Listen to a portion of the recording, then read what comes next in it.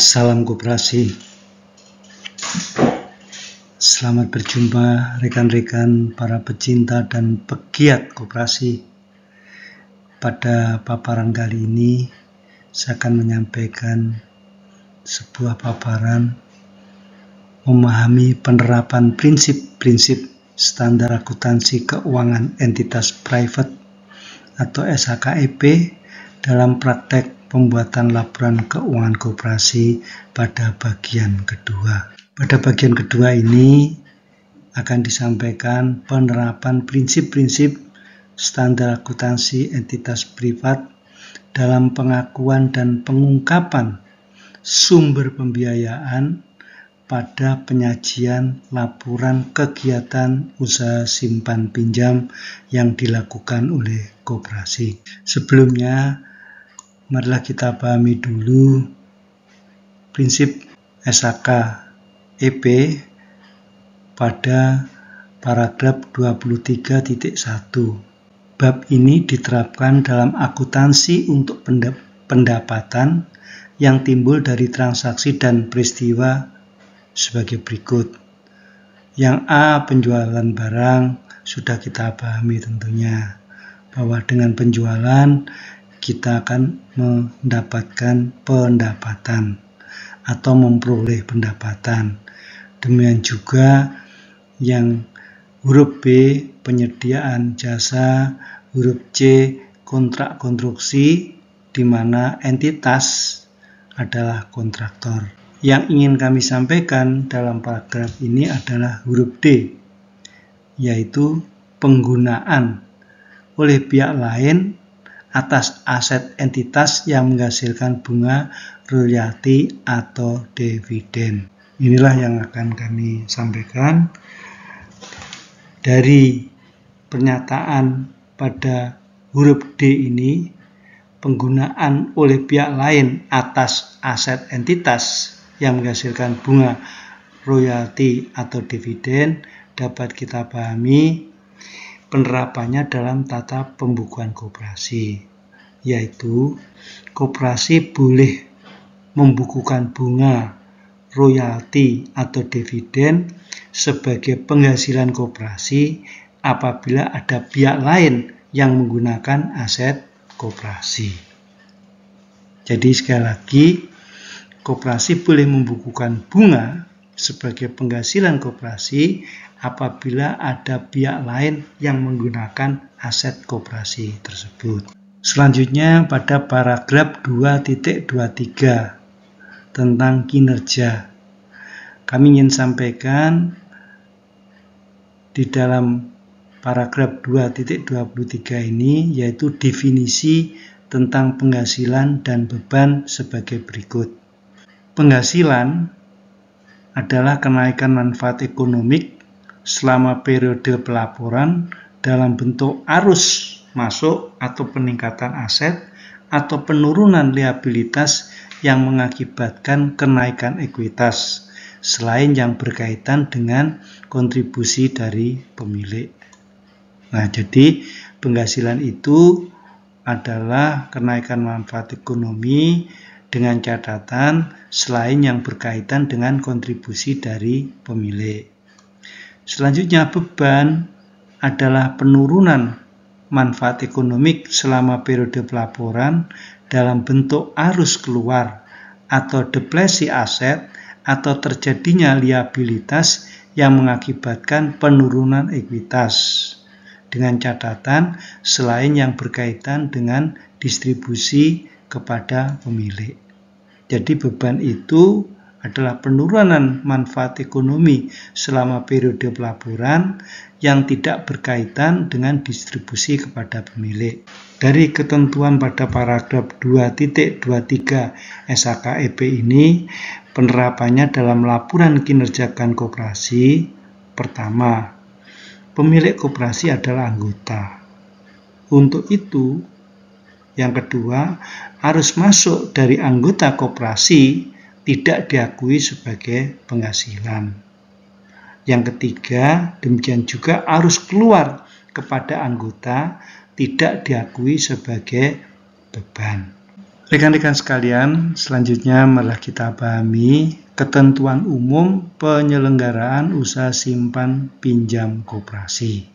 Yang pertama, menurut pasal 12 PP 7 tahun 2021, usaha simpan pinjam tidak dibolehkan untuk melakukan transaksi dengan bukan anggota. Yang kedua, usaha simpan pinjam adalah transaksi pelayanan, bukan transaksi bisnis. Menurut Undang-Undang Nomor 4 Tahun 2023, usaha simpan pinjam bukanlah usaha sektor jasa keuangan koperasi sebagai usaha bisnis sektor keuangan yang dilakukan oleh koperasi. Kesimpulannya, usaha simpan pinjam atau USP bukanlah kegiatan bisnis koperasi.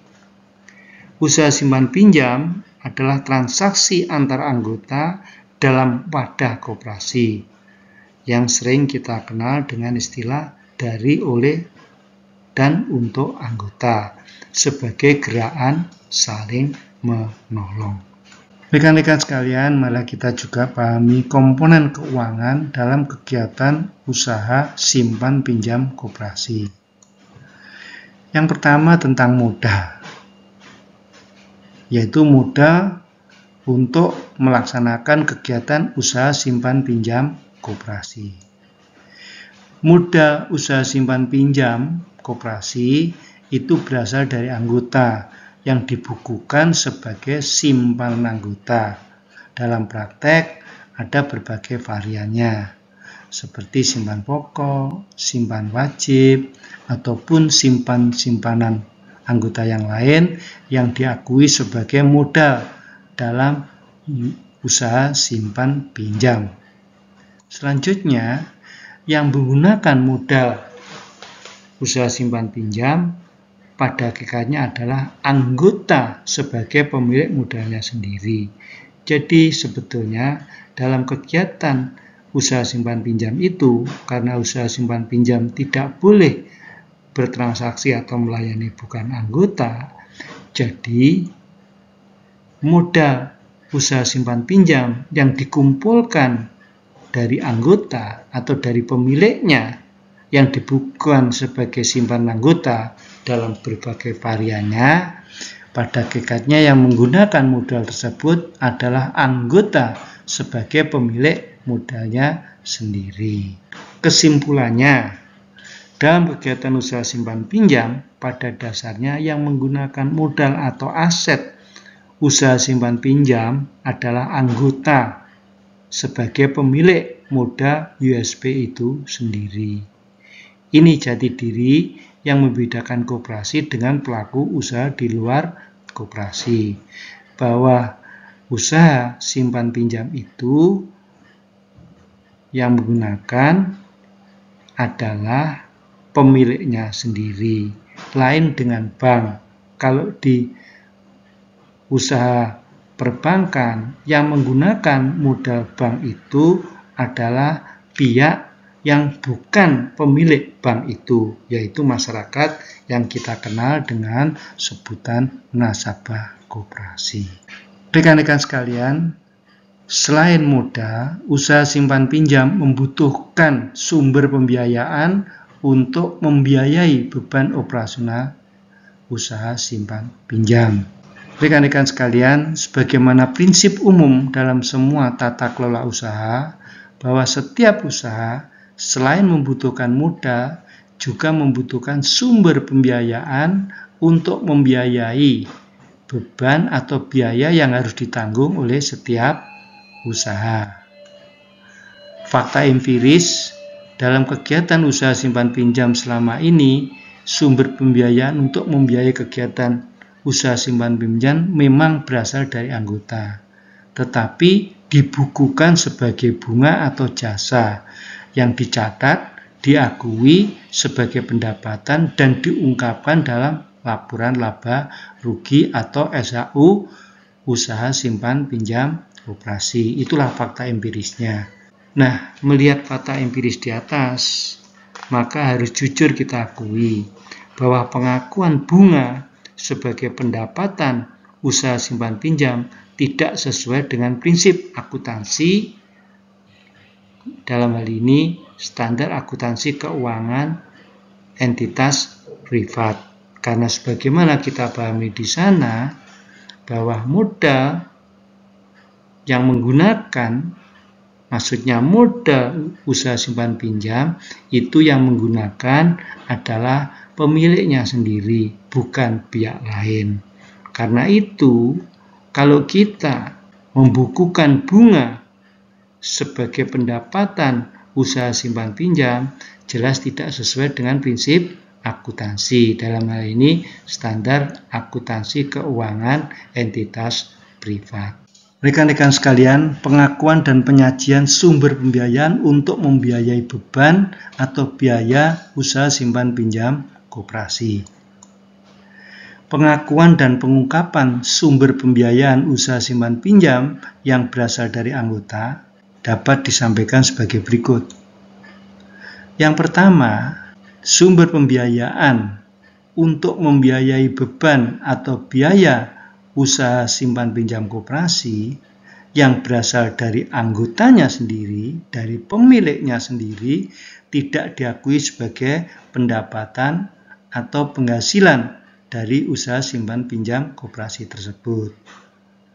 Yang kedua, walaupun tidak diakui sebagai pendapatan atau penghasilan, tetapi tetap diakui sebagai sumber pembiayaan dari anggota dengan rekening non-pendapatan. Rekening non-pendapatan itu tergantung dari masing-masing koperasi. Dalam praktek, ada koperasi yang membukukan sumber pembiayaan dari anggota untuk membiayai usaha simpan pinjam koperasi itu dibukukan dengan rekening simpanan pembiayaan. Mengapa dikatakan simpanan pembiayaan? Karena ketika terjadi saldo atau terjadi sisa dari sumber pembiayaan yang dikumpulkan, itu akan dikembalikan lagi kepada yang memiliki atau yang menyetor, yaitu para anggota sendiri. Karena itu disebut simpanan anggota. Yang kedua, kenapa dikatakan simpanan pembiayaan? Karena simpanan yang dikumpulkan itu digunakan untuk pembiayaan bersama-sama dari usaha simpan pinjam yang dilakukan bersama-sama untuk dari dan oleh para anggota sebagai pemilik usaha simpan pinjam koperasi tersebut.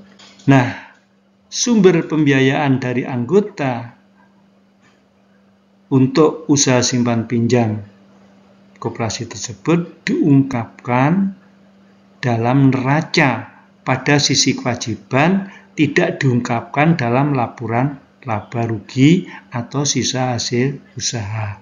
Inilah yang sebetulnya perlu kita pahami bersama, karena sumber pembiayaan dari anggota bukan pendapatan sebagaimana ketentuan dalam standar akuntansi keuangan entitas privat, maka sumber pembiayaan yang dikumpulkan bersama dari anggota untuk membiayai beban atau biaya pada usaha simpan pinjam koperasi diungkapkan dalam neraca pada sisi kewajiban, tidak diungkapkan dalam laporan laba rugi atau sisa hasil usaha simpan pinjam koperasi.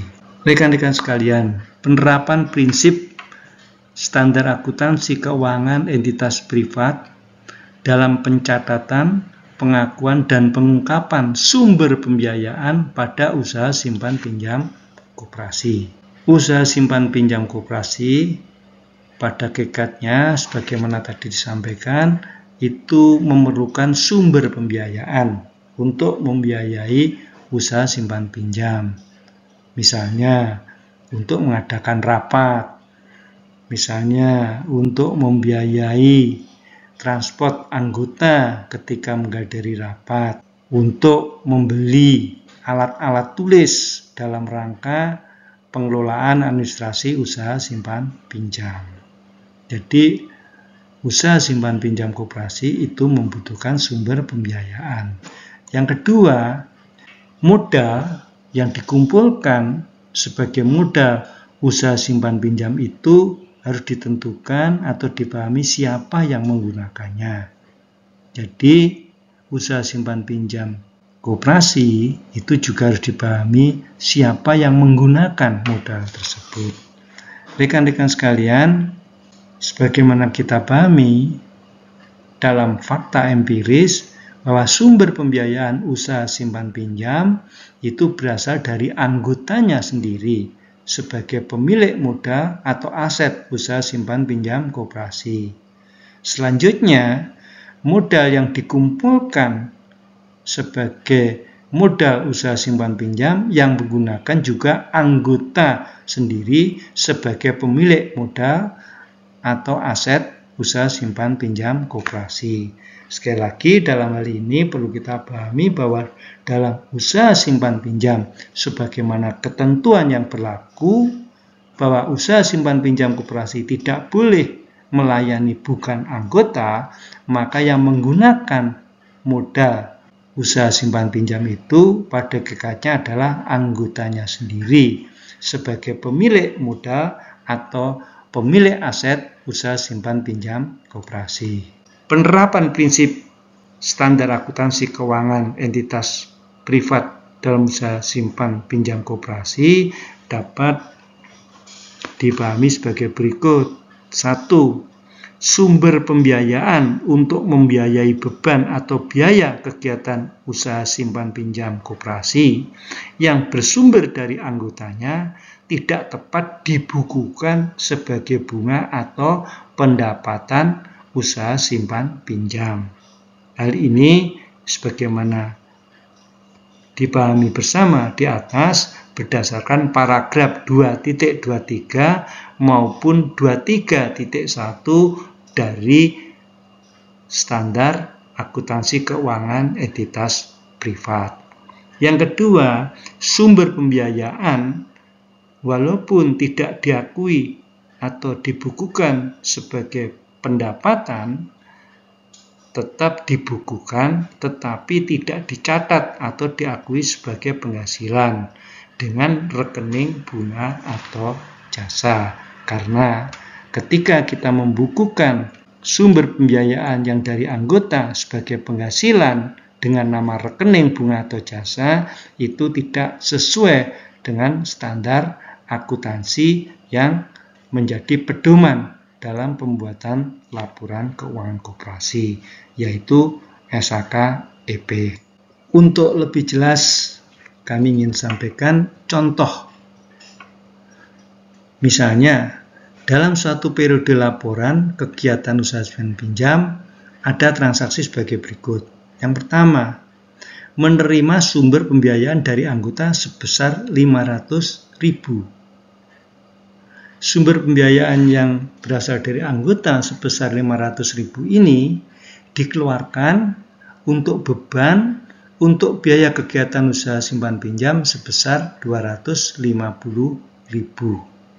Sehingga sisanya atau saldo sumber pembiayaan yang dikumpulkan dari anggota itu sama dengan 500.000 dikurangi 250.000, sisanya adalah 250.000. Bagaimana jurnal dan neracanya? Nah, sebelum sampai bagaimana contoh jurnal dan neracanya, sekali lagi sebuah catatan yang harus dipahami. 1. Karena usaha simpan pinjam hanya dilakukan antar anggota dari oleh dan untuk, tidak dibolehkan bertransaksi dengan bukan anggota, maka sumber pembiayaan juga hanya berasal dari anggota dan biaya yang dikeluarkan juga untuk kepentingan anggota. Apabila sumber pembiayaan setelah dikurangi biaya terdapat saldo, maka saldo sumber pembiayaan itu dibagikan kembali kepada anggota. Contoh jurnalnya. Jadi ketika koperasi menerima sumber pembiayaan anggota, maka jurnalnya sebagaimana contoh di atas, kas akan menerima pada sisi debit 500.000 berasal dari sumber pembiayaan dari anggota sebesar 500.000. Kemudian jurnal ketika koperasi mengeluarkan biaya untuk usaha simpan pinjam, maka kasnya akan keluar di kredit 250.000.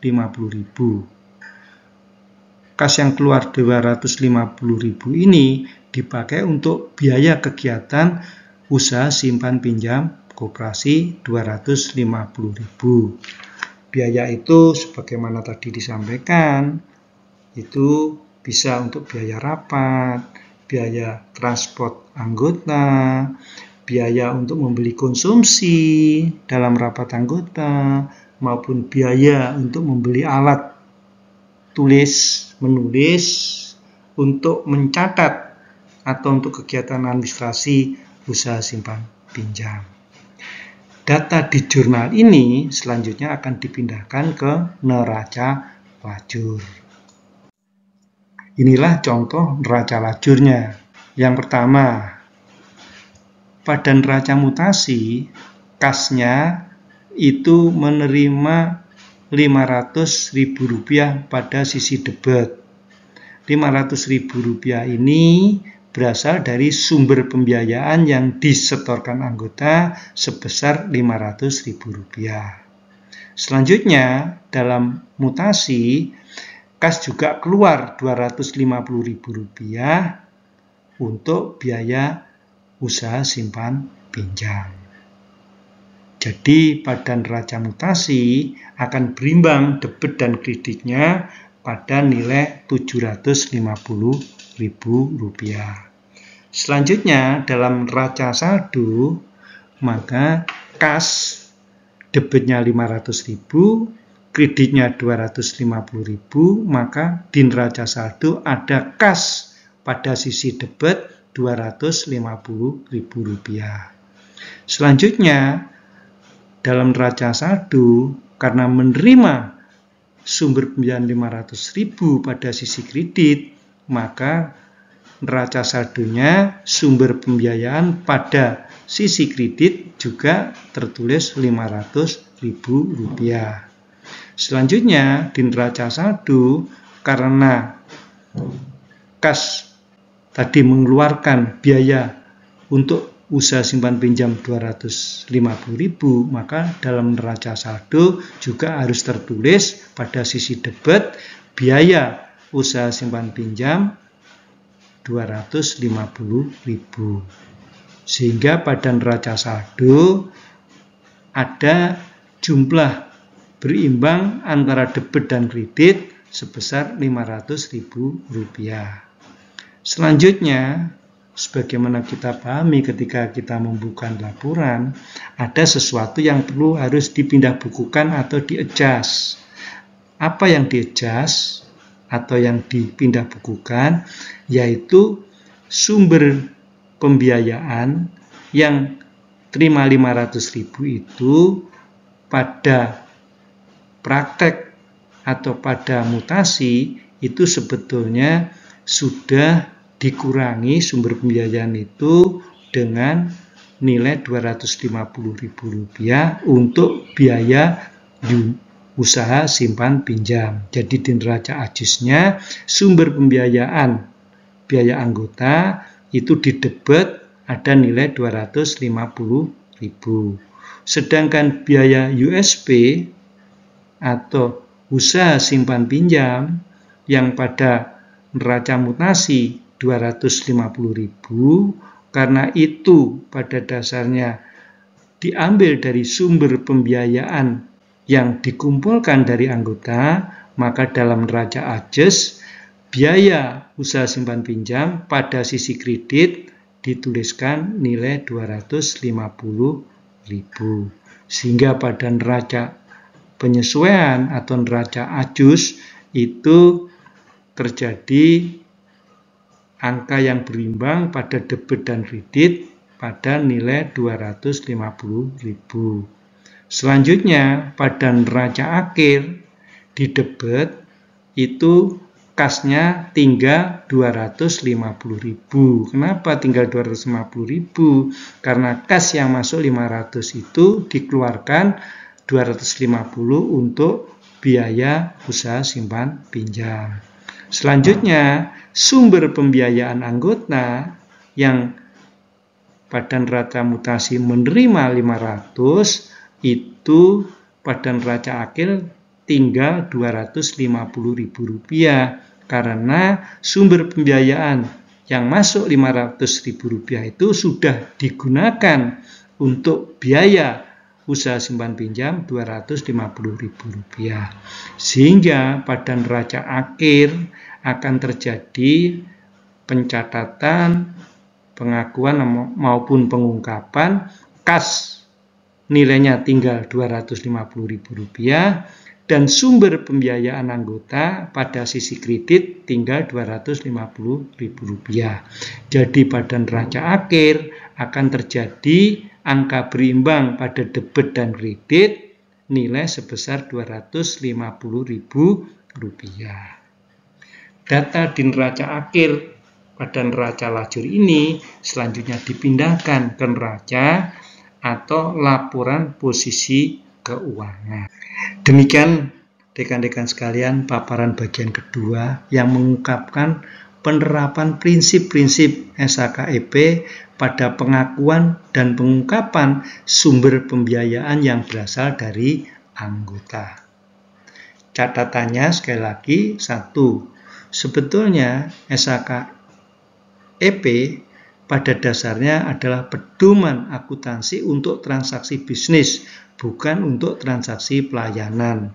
Sebagaimana pernah kami sampaikan pada paparan di bagian pertama. Yang kedua, prinsip akuntansi pada standar akuntansi entitas privat, walaupun sebetulnya dikeluarkan untuk transaksi bisnis, tetapi dapat digunakan juga sebagai pedoman dalam laporan keuangan transaksi pelayanan koperasi, yaitu untuk pedoman membuat laporan keuangan usaha simpan pinjam koperasi. Apabila ada masukan untuk menyempurnakan dan memperbaiki paparan di atas, disilakan menulis dalam kolom komentar. Terima kasih, semoga bermanfaat. Salam koperasi.